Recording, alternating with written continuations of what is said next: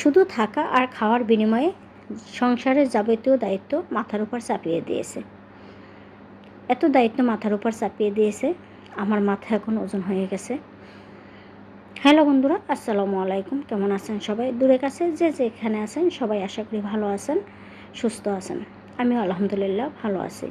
তো শুরুতে যে কথা বলেছিলাম যে শুধু থাকা, খাওয়ার আর পড়ার বিনিময়ে সংসারের যাবতীয় দায়ভার মাথার উপরে দিয়ে রেখেছে। আসলেই ঠিক তাই। যারা প্রবাসে থাকে তাদের স্ত্রীরা বাড়িতে থাকে, কিন্তু তাদের সংসারের যাবতীয় দায়ভার বাহিরের বলেন ঘরের বলেন সব কিছু তার স্ত্রীর উপর অর্পিত থাকে। সকাল থেকে শুরু করে বাজার থেকে শুরু করে সন্তানের লেখাপড়া, সন্তানের দেখভাল, ভালো মন্দ সব কিছুর দায়িত্ব স্ত্রীর উপর। তার থেকেও 19 থেকে 20 হলে কত কথাই না শুনতে হয়। তার সন্তান ঠিকমতো লেখাপড়া করলো কি না সেটাও তার মায়ের দোষ, কারণ বাবা তো কাছে থাকে না, তার তো কোনো দায়ভার নিতে হয় না, সব দায়ভার তো তার মায়েরই নিতে হয়। তো আমি সকালবেলা উঠে চলে গিয়েছিলাম বাজারে, আর বাজার থেকে বাজার করে নিয়ে এসে সেগুলো সব ধুয়ে গুছিয়ে গাছিয়ে রেখে তারপর আবার রান্না করতে চলে আসলাম। এই যে মাছটা কেটে ধুয়ে পরিষ্কার করে মাছটা বসিয়ে দিচ্ছি, আর অ্যাকচুয়ালি আমি পাট শাক বসিয়ে দেবো। আর আমি কলা কেটে নিয়েছি, কাঁচা কলা না, এটা সাগর কলা। আমার ননদ আমাকে দিয়েছিল সাগর কলা, তার গ্রাম থেকে এনেছে। সেই সাগর কলাটা আমি চিংড়ি মাছ দিয়ে রান্না করে নেব।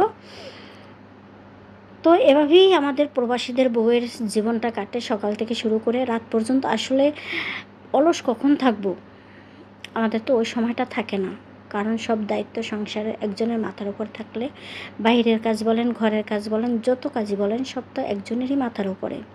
এই যে বাজার হইতে শুরু করে, আরে দেখেন এদিকে রান্না বসিয়ে দিয়েছে, আর এদিকে ওই যে এতে অ্যাডজাস্ট ফ্যানের ফাঁকা দিয়ে পানি পড়ে পুরো রান্নাঘর আমার ভেসে যাচ্ছে। এদিকে রান্না বসিয়েছে, তরকারি চলে, আর ওদিকে দিয়ে পানি নামছে।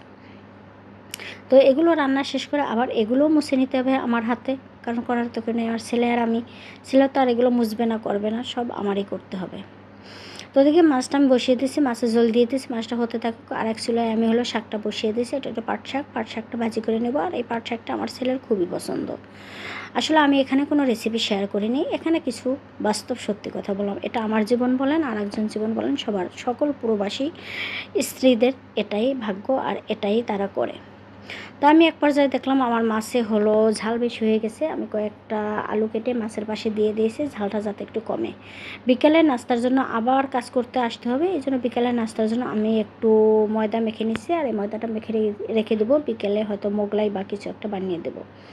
আর এদিকে আমি সাগর কলা কেটে রেখেছিলাম, সেই সাগর কলাটাও আমি এই যে চিংড়ি মাছ দিয়ে বসিয়ে দিলাম, সেটাও আমার হয়ে গেছে। Thank you for watching.